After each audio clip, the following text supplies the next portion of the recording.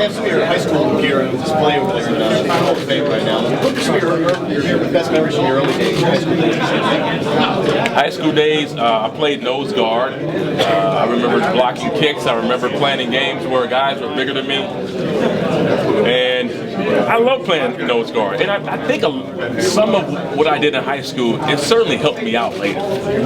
Just for two reasons. I think the physical battling in the trenches as a defensive lineman allowed me to get pretty good upper body strength and be able to just, leverage and power and all that stuff. I think secondly, knowing how defensive linemen think. If it's a two-gap scheme, if it's a one-gap scheme, knowing, okay, how do you attack that? When I see a guy, a two-gap scheme, he's going to try to get you bench press, and he's going to try to look into gaps. Well, you got to press that hole hard so he doesn't throw early. And so I think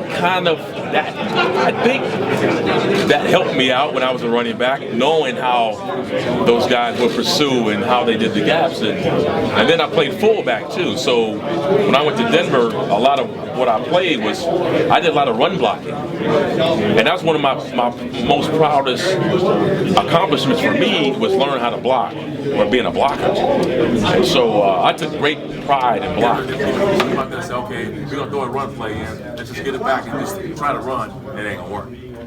So, but now what they're doing, and even though they don't have the time still, I think what they're doing now is realizing they've got to find other ways to try to get the running game working. And I think secondly, because the quarterback play that's coming from college is not as good as it used to be, you've got to find a way now to start running to preserve that young quarterback now. And I think they're recognizing while you were playing, Chris Holmes was nice. Reese was nice. Never talked about. Never talked about.